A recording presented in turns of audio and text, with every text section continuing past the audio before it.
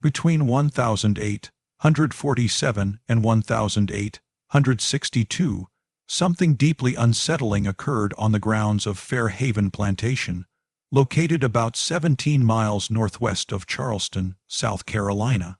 While the Underground Railroad was operating throughout the southern state, risking lives to lead enslaved people toward freedom, Fair Haven remained an eerie exception. Historical records reveal a chilling fact: not a single enslaved woman from this estate ever attempted to escape. Not one. During that same period, 12 men from Fair Haven were documented as runaways in newspaper advertisements and county archives.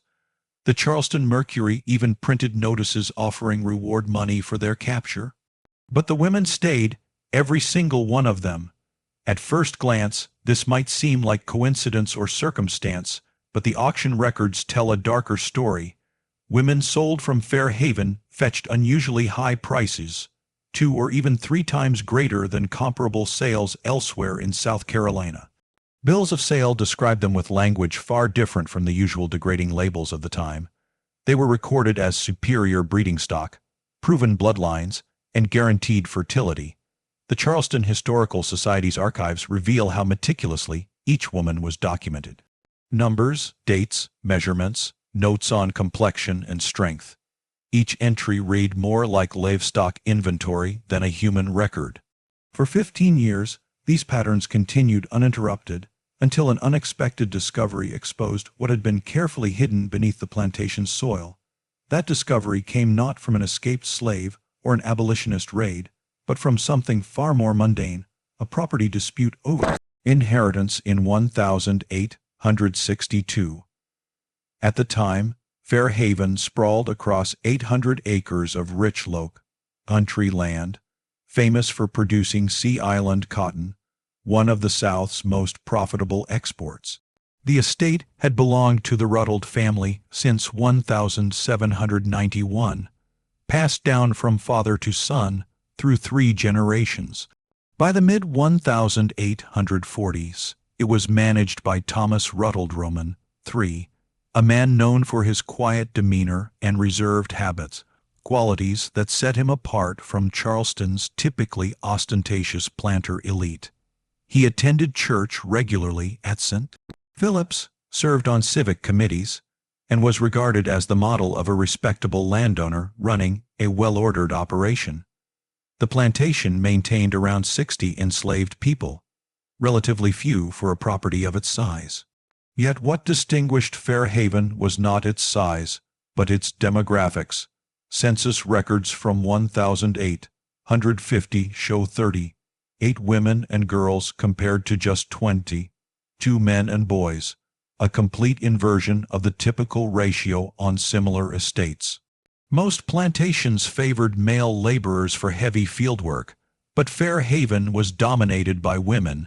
The layout of the property seemed ordinary: a modest two-story main house, 2 large tobacco barns, a cotton gin, storage buildings, and the slave quarters. But the Eastern Tobacco Barn, built in 1843, stood out for its sheer size, larger than necessary for a plantation that mostly grew cotton. Neighbors found it peculiar, but Ruddled dismissed curiosity with the simple explanation that he intended to diversify crops if cotton prices fell. Life on the surface at Fair Haven seemed unremarkable. Visitors who passed through observed what appeared to be standard plantation routines: field labor, domestic service, seasonal planting, and harvest cycles. But a few subtle details hinted at something unusual beneath the surface. The women appeared healthier and stronger than those on surrounding plantations. Some performed lighter duties, spending more time near the quarters than in the distant fields. And most disturbing of all, Fair Haven regularly sold children, usually between the ages of 2 and 4, while keeping its adult female population intact. Most planters avoided breaking up families unnecessarily. It caused unrest and rebellion. Yet at Fair Haven, the separation of mothers and children was routine, recorded with bureaucratic precision. One man took notice of these irregularities: Dr. Samuel Brennan, a physician from Philadelphia who relocated to Charleston in 1858. Coming from a Quaker family with quiet abolitionist sympathies, Brennan had learned to conceal his views while treating Charleston's wealthy elite. His position granted him access to conversations few outsiders ever heard. When he attended a slave auction in 1859 and witnessed a young woman from Fair Haven being sold for nearly double the average price, praised for her 5 successful births and superior constitution, his unease deepened. Curious, Brennan began asking questions. Local physicians told him in hushed tones that Ruddled improved the stock through selective breeding, keeping meticulous records to ensure guaranteed fertility. Some even claimed that Charleston's most powerful families invested in his operation. It was then that Brennan realized Fair Haven was not an ordinary plantation. It was an experiment, a systematic program hidden behind the facade of respectability, operating with the knowledge and financial support of Charleston's elite. And beneath its eastern barn lay a secret that would soon expose one of the darkest chapters of American slavery. Brennan's curiosity soon turned into a grim determination to uncover the truth. The more he heard, the more the pieces fit together into a pattern that chilled him. Between 1847 and 1860, he discovered through courthouse auction records that Fair Haven had sold 47 children, all between the ages of 2 and 5. During the same period, 19 women were sold, each described with words like proven fertility and strong constitution. Their prices were far above market value, ranging between $1,200 and $1,600. More disturbing still, Fair Haven rarely purchased enslaved people at all. Its population sustained itself through births, meaning that the women themselves were the source of the estate's wealth. Brennan realized he was seeing evidence of something he had only read about in Northern abolitionist journals: organized breeding operations that treated human reproduction as a business model. He knew such rumors existed, but had dismissed them as rare or exaggerated. Yet now the data, the language in the records, and the prices all pointed toward a systematic program designed to produce children for sale. In early 1862, as the Civil War disrupted the economy and forced planters into financial strain, Brennan saw his chance to investigate directly. Thomas Ruddled had died the previous autumn, and his son James, now serving in the Confederate Army, left the estate under the temporary management of an overseer named Harold Gaines. Unlike the Ruddled family, Gaines lacked refinement and secrecy. Brennan learned that Gaines was quietly trying to sell several enslaved people to generate income, so he devised a plan. He would visit Fair Haven posing as a potential buyer, representing, he claimed, a group of Mississippi planters seeking proven breeding stock. The excuse sounded plausible. Gaines, desperate for money, quickly extended an invitation. On a gray March morning in 1862, Brennan rode northwest along the Ashley River Road. The air was heavy with moisture, the fields still damp from winter rains. When the plantation came into view, it looked unremarkable. A modest house, a few barns, quiet fields stretching toward the horizon. Gaines greeted him with rough politeness, already assuming Brennan knew what he had come for. "You're interested in the breeding operation?" he said without hesitation. "I can show you the stock, the records, everything." He spoke with the tone of a man discussing livestock, not human beings. Brennan, concealing his disgust, nodded and followed him across the property. They walked past the main house and toward the large eastern tobacco barn. As they approached, Brennan noticed its size. It seemed oversized for a plantation that grew mostly cotton. Gaines explained that Ruddled had designed it that way for special purposes. Unlocking the heavy wooden door, he led Brennan inside. At first, it looked like any storage building: racks, tools, piles of equipment. But then Gaines turned toward a locked door at the back and produced a separate key.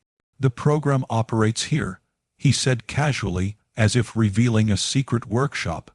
Beyond the door, narrow stairs descended into darkness. Brennan's heart pounded as he followed Gaines down into the damp air below. What he saw when the lantern light filled the underground space would stay with him for the rest of his life. The basement stretched nearly 40 feet long and 20 wide, divided into 8 small wooden cells with barred doors. 6 were occupied. Inside each, a woman sat or lay on a crude bed, their eyes hollow, their silence complete. The air smelled of confinement, sweat, and despair. Along one wall stood a large table stacked with leather-bound ledgers and a chart listing women's names, ages, and dates. Nearby were scales, measuring devices, and medical instruments. Every detail was clinical, organized, methodical. "These are the current rotation," Gaines said proudly. "They stay here once pregnancy's confirmed. Safe, well-fed, no field labor, just kept for birthing." Mr. Ruddle tracked everything. Diet, timing, results, very scientific. Brennan fought to keep his composure. He asked questions to maintain his cover. Gaines explained that the men were also selected for desirable traits, sometimes purchased temporarily from other plantations to introduce new blood. Each pairing, each birth, each child's sale was carefully documented. Brennan flipped through one ledger and saw a name. Sarah, 26 years old. Beneath it were 8 children, each listed with dates, fathers' names, and notes like strong constitution, or recommended for continued rotation. Some entries ended with cold phrases such as "sold to Harrow Estate, Savannah, 1857. The handwriting was precise, the language detached, the tone utterly inhuman. From 1847 to now, 63 live births sold, Gaines said proudly. Best breeding record in the district. Brennan realized he wasn't looking at the excesses of a single cruel man, but at a structured system operating with financial logic and social approval. The women imprisoned here had become machinery in a human factory, their bodies controlled and recorded like breeding animals. When he finally left the underground chamber, sunlight felt unbearable. As he rode away from Fairhaven, he knew he had just witnessed something beyond horror, a calculated enterprise hidden in plain sight, one the world would refuse to believe unless he documented every detail himself. Brennan returned to Charleston shaken but resolute. That night, he sat at his desk under dim lamplight, replaying every image in his mind, the narrow cells, the ledgers, the emotionless explanations of Harold Gaines. He began writing immediately, sketching the layout of the underground room, listing every name, every number, every phrase he could recall from the ledgers. Yet as he wrote, one terrible realization emerged. Nothing he had seen was illegal. Slavery itself sanctioned everything he had witnessed. Breeding programs, though rarely discussed in polite company, were not against Southern law. The horrifying efficiency of Fairhaven was not a crime in the eyes of the Confederacy. It was business. Brennan's conscience could not accept that reality. He knew documentation would not stop the operation, but he also knew that one day, when the war ended and the world began to reckon with what slavery had done, someone would need proof. Someone would need to know what truly happened beneath that barn. Over the following weeks, Brennan continued his investigations, maintaining his cover as a potential buyer. The war had disrupted trade, making Gaines eager to sell, and this eagerness gave Brennan unusual access. On each visit, he learned more, noting the program's structure, the network of buyers, and the investors who funded the system. The deeper he looked, the more connections appeared. Thomas Ruddle had corresponded with physicians in Charleston and Columbia, consulting them about nutrition and childbirth techniques. A shipping merchant named Crawford had financed the construction of the underground cells in 1852. A banker named Haywood had paid for the purchase of specific male slaves, whose height and strength Ruddle considered ideal. Another man, Sinclair, a rice planter, had supplied medical instruments and equipment. These were not anonymous villains. They were respected citizens, Men Brennan had shaken hands with at dinners and civic events. Their wives attended charity functions. Their names appeared in newspapers beside words like honor, philanthropy, and service. Yet behind that veneer, they were investors in the systematic breeding of human beings. During one visit in April 1862, Brennan found an opportunity to speak privately with one of the imprisoned women while Gaines was momentarily distracted. Her name was Sarah, the same name he had seen in the ledgers, listed as the mother of 8 children. She was 31 now, her face worn but composed, her voice steady. Brennan, lowering his voice, asked the question that had haunted him since his first discovery. Why, when the men ran, did the women stay? Sarah looked at him, her eyes filled with exhaustion that went beyond physical pain. They tell us if we run, our babies die, she said quietly. And they mean it. A woman tried once, the first year this began. They took her baby and made sure we saw what happened. We all understood after that. Every woman here has a child somewhere, sold away. They tell us if we cause trouble, our children will suffer, so we stay, we survive. Maybe someday we'll see them again. Her words struck Brennan with more force than anything he had seen in those ledgers. The women's imprisonment was not only physical, it was psychological, emotional, absolute. They stayed because they were mothers, and because their love had been turned into their captivity.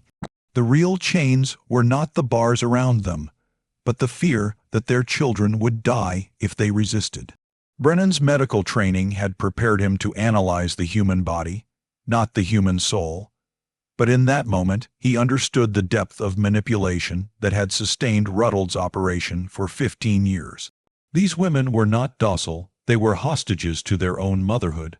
When Gaines returned, Brennan stepped back, hiding his emotion beneath a mask of professional curiosity. That evening, after leaving Fair Haven once again, he wrote down every word Sarah had said, sealing it within his growing collection of notes and sketches.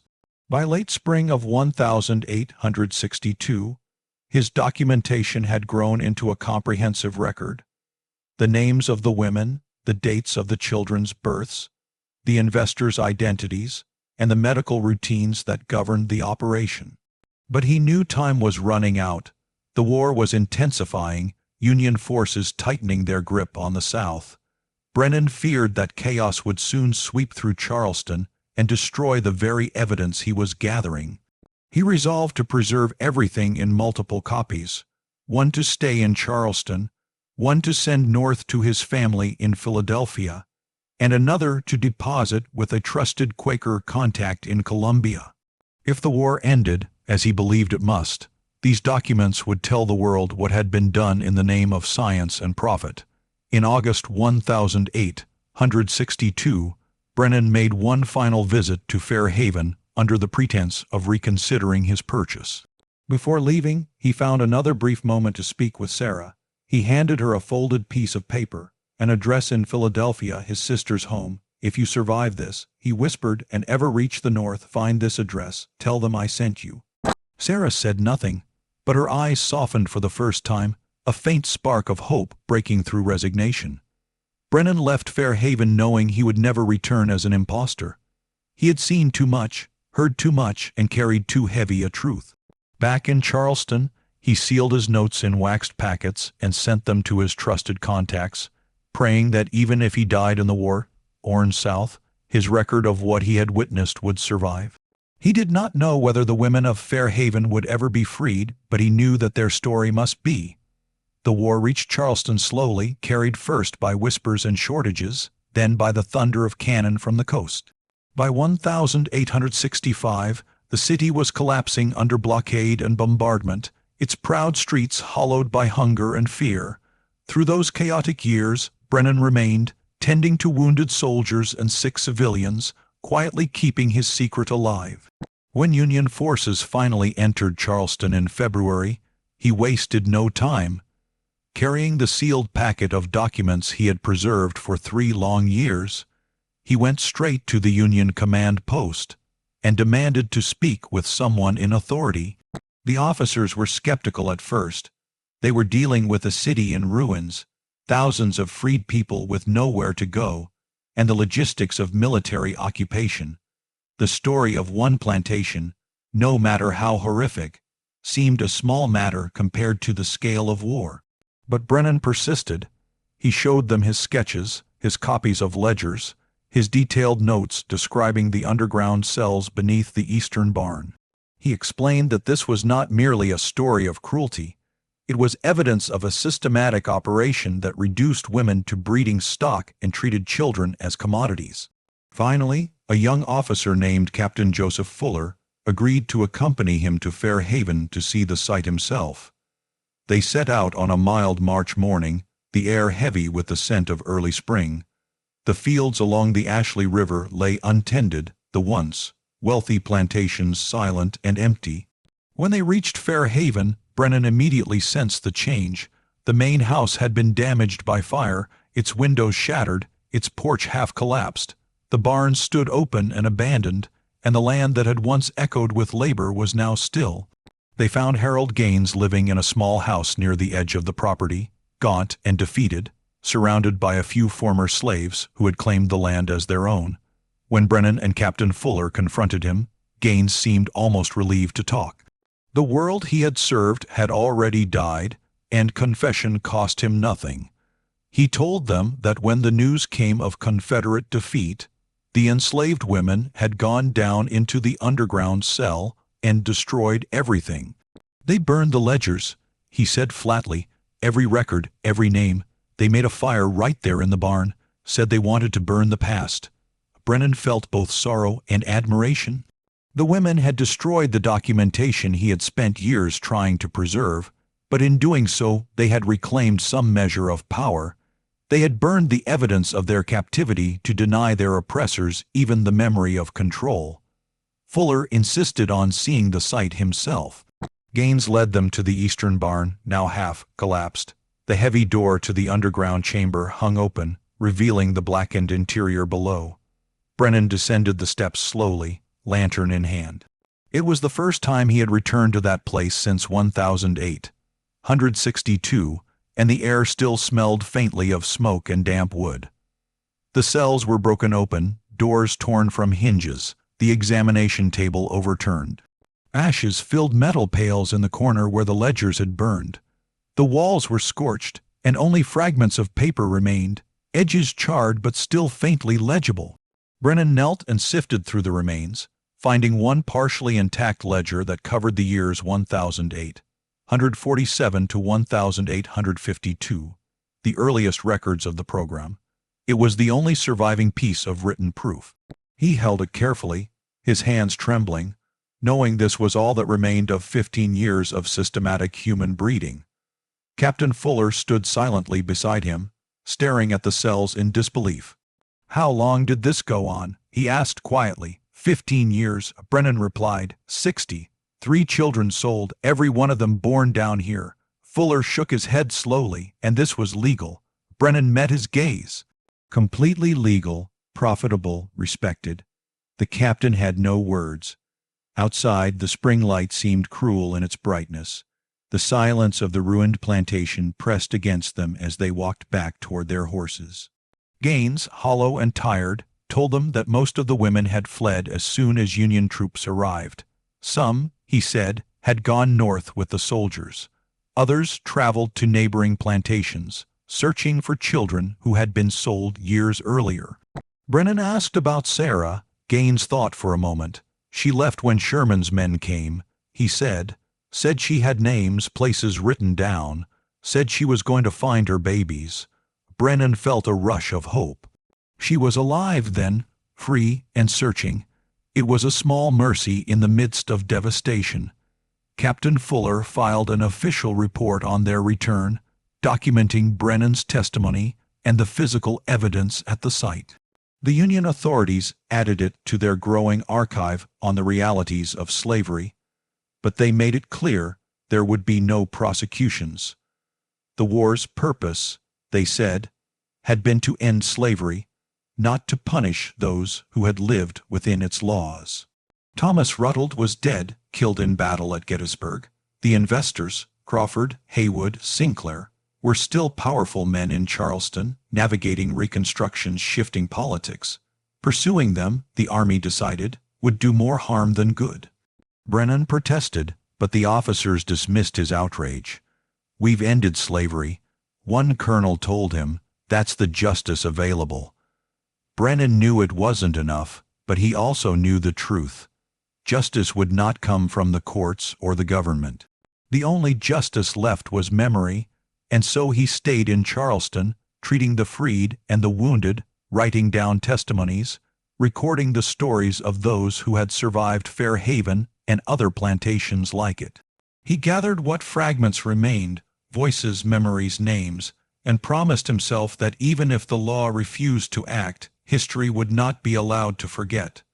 Brennan spent the following months immersed in his work, tending to the sick and injured while quietly recording the stories of the newly freed. The city around him was changing. Charleston, once the proud capital of the planter class, had become a place of hunger and ashes. Mansions stood hollow, churches half destroyed, and the harbor filled with the ships of the occupying army. Yet, among the ruins, life was beginning again. Freed families searched for lost relatives, setting up makeshift camps and schools, trying to build something new from what remained.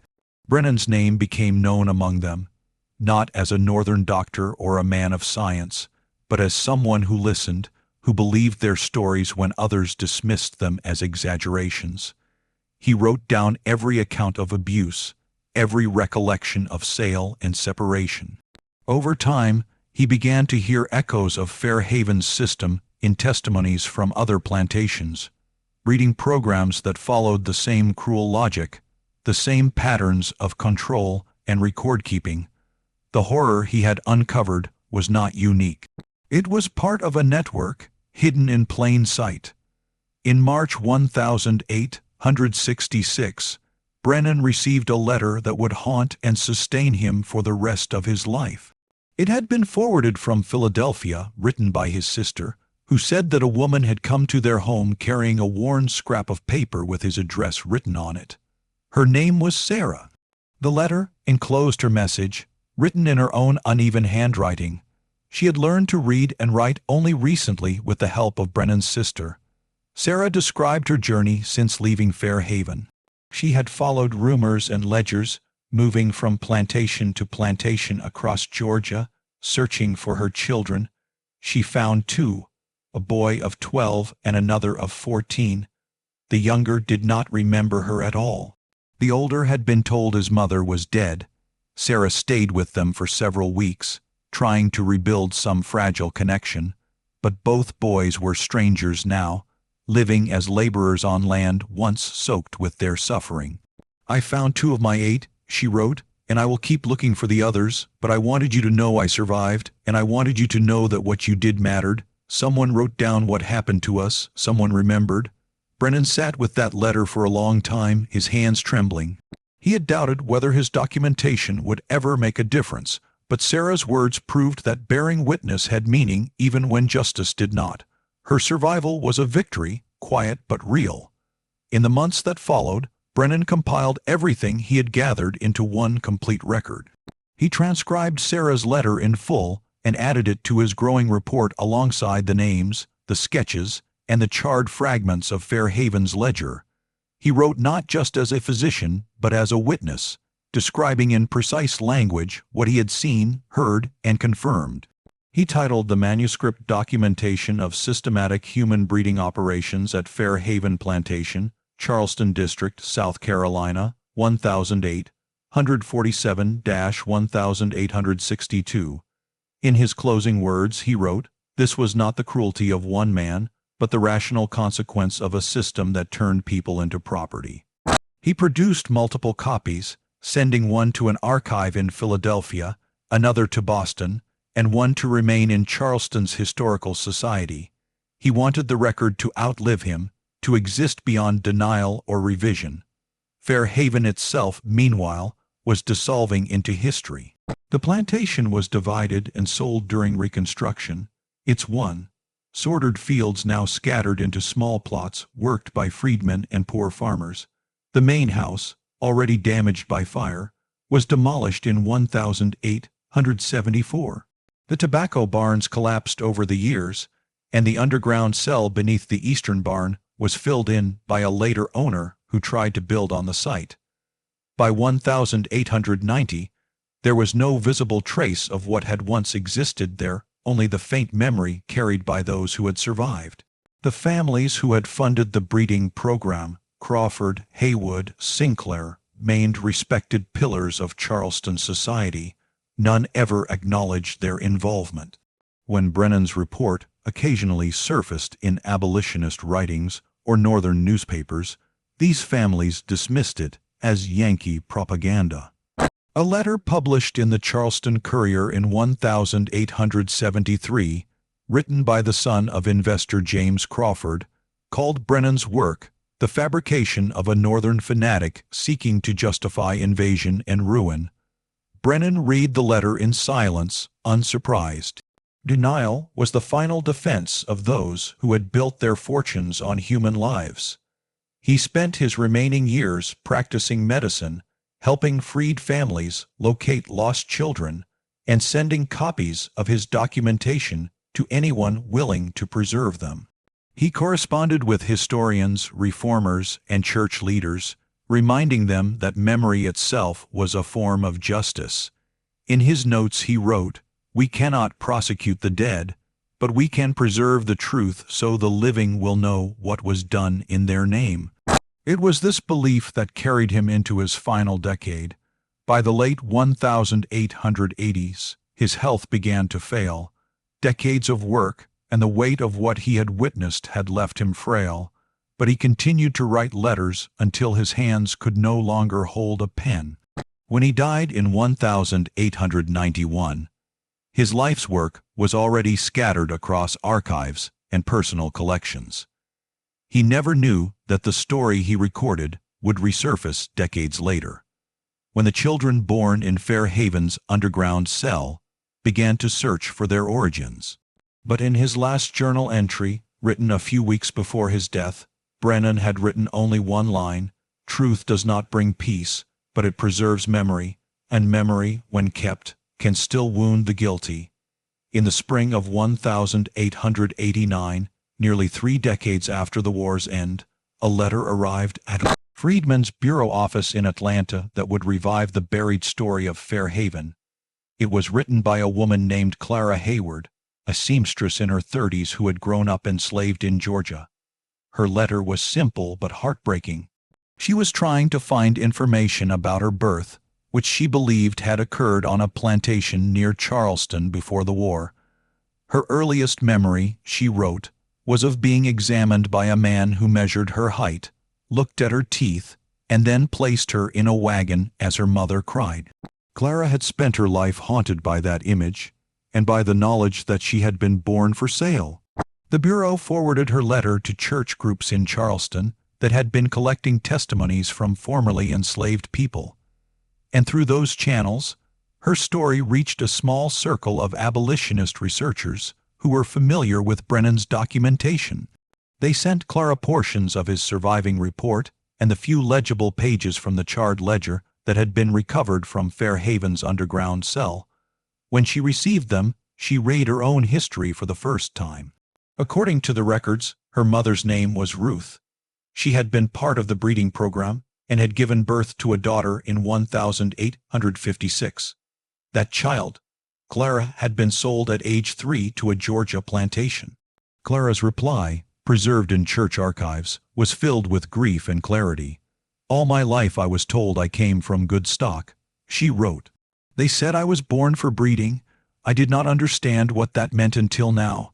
My mother was imprisoned underground, forced to bear children she could never keep.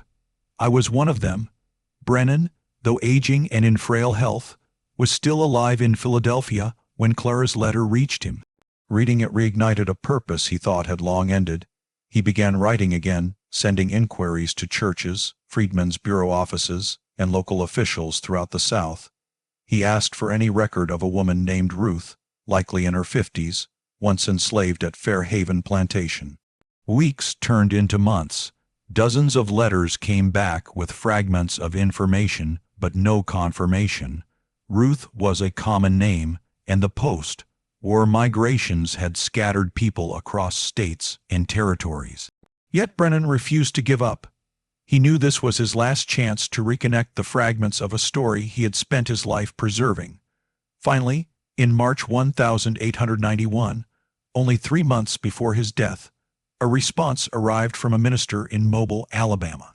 The minister wrote of an elderly woman in his congregation who rarely spoke of her past, but had once described being held in an underground cell at a plantation near Charleston and giving birth to 8 children who were all taken from her. Brennan's heart must have raced as he read those lines. He immediately forwarded the minister's address to Clara, urging her to go. What happened next is recorded not in Brennan's handwriting, but in the diary of that same Alabama minister. In April 1891, Clara arrived in Mobile. The entry reads, "A woman named Clara Hayward has found her mother. After 35 years of separation, they recognized each other at once. The mother, Ruth, wept for 3 days and could only say, 'They told me if I ran, my babies would die, so I stayed for you.'" It was one of the few documented reunions among Fairhaven's families, and it revealed the depth of psychological control that had bound the women to the plantation. Ruth had never tried to escape, not because she lacked courage, but because fear for her children had been turned into her prison. Even after emancipation, she carried that fear, unable to believe for years that freedom was real. Clara stayed with her mother for 2 weeks, and during that time Ruth told her everything she remembered. She described the underground cells, the way the women were kept isolated once their pregnancies were confirmed, the sounds of footsteps above them, the smell of tobacco and damp wood, the brief joy of holding a newborn before it was taken away. She told Clara that after each birth she would stare at the child's face, trying to memorize it, the curve of the mouth, a scar, a birthmark, because she knew she would never see that face again. When they reunited, Ruth's first act was to lift Clara's sleeve and look for the birthmark she had tried to remember. "It was still there. I remembered you right," she said, and wept again. Their reunion inspired something larger. Through word of mouth and church networks, news spread that some of Fairhaven's children were trying to find their mothers, and that fragments of documentation still existed. Between 1891 and 1895, letters began to appear in church archives, Freedmen's Bureau files, and newspapers, each from people who believed they were connected to the breeding program. Some had vague memories, others had pieces of names or plantation records. A few searches succeeded, others ended with the discovery that the person sought had died years earlier, but the movement itself was remarkable. The children of Fairhaven, once scattered across 7 states, were beginning to reclaim their history. They were tracing their origins through scraps of paper, oral testimony, and Brennan's surviving notes.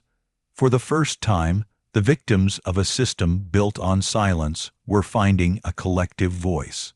Their search transformed Brennan's old documentation from a relic into a map, a way for people long erased by history to rediscover their own beginnings. And though Brennan did not live to see the results, the story he had preserved refused to fade. It was alive again, carried by the very people it had been meant to erase. Between 1895 and 1900, a young historian named Margaret Thornton, affiliated with Atlanta University, began studying the scattered letters, testimonies, and surviving fragments connected to Fairhaven Plantation.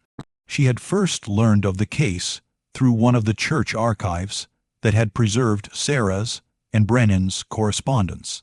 As she read through the old papers, she realized that the story was far more than an isolated atrocity. It was evidence of an organized system that had operated across multiple southern states.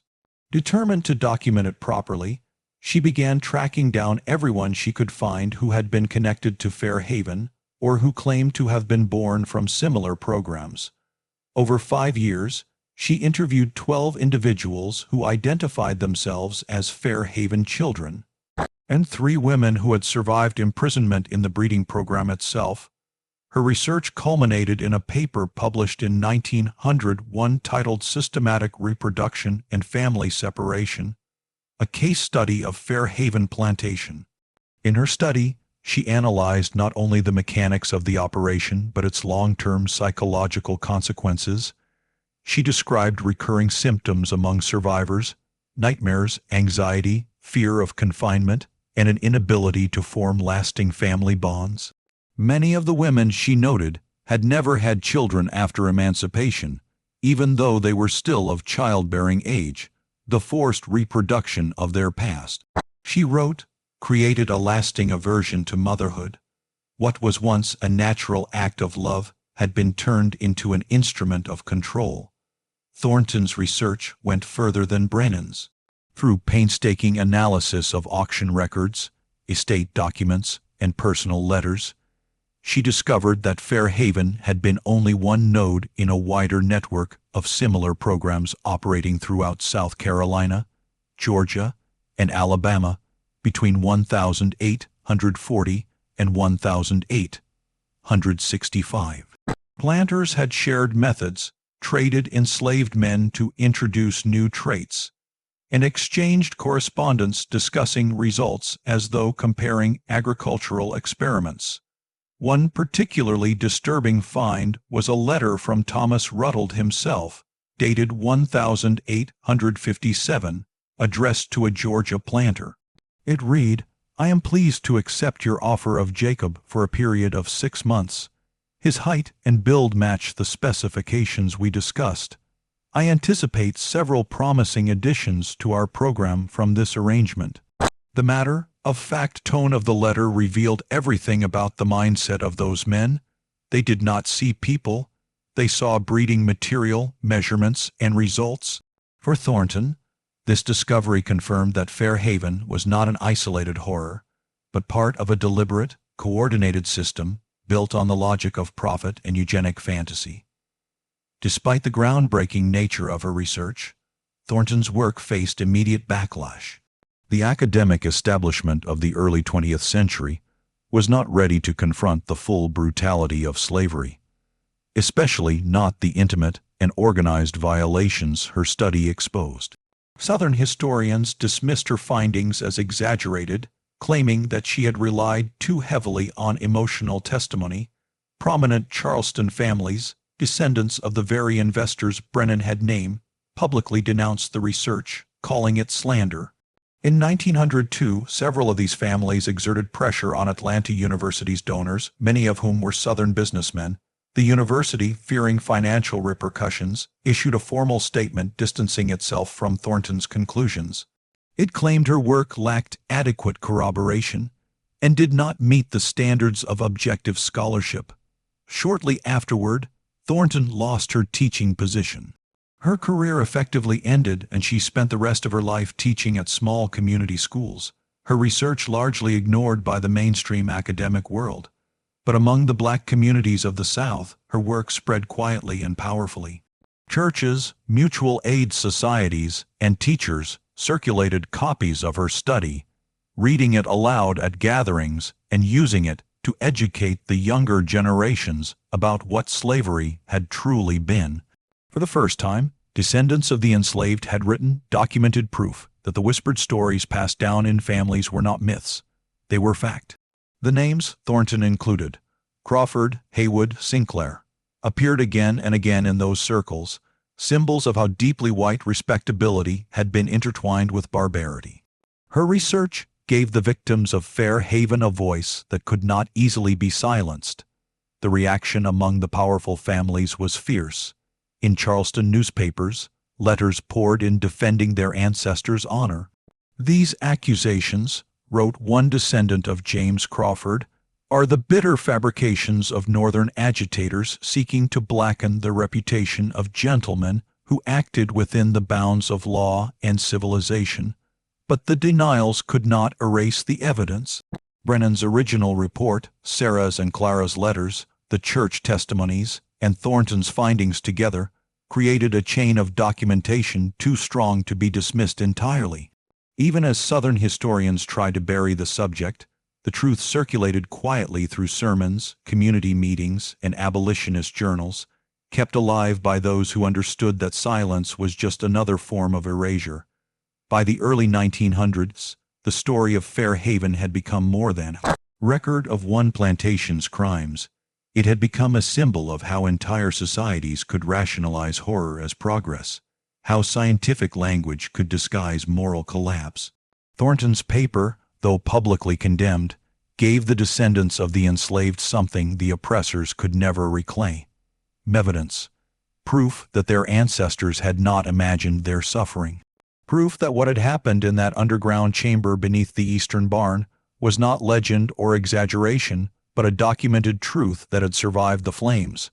By 1903, the story of Fair Haven could no longer be contained in archives or dismissed as myth.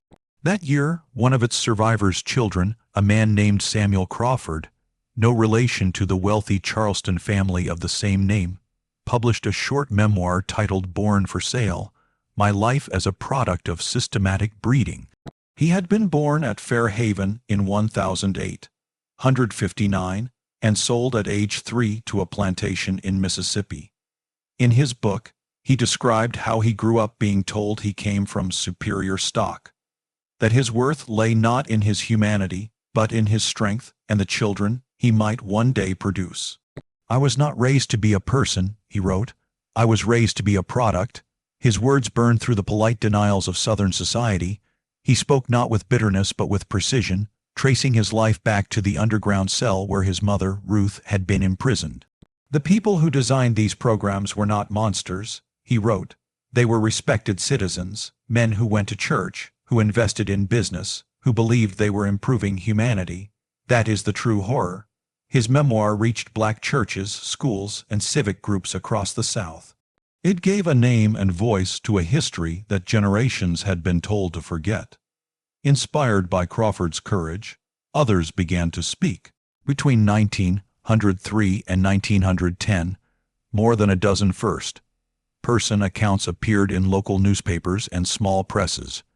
Brief memoirs, letters, and interviews by people who identified themselves as products or survivors of Fair Haven and similar breeding programs. Their voices, long silenced, began to form a chorus of remembrance. They wrote of the lifelong pain of separation, of growing up without knowing their mothers' faces, of discovering as adults that their births had been transactions.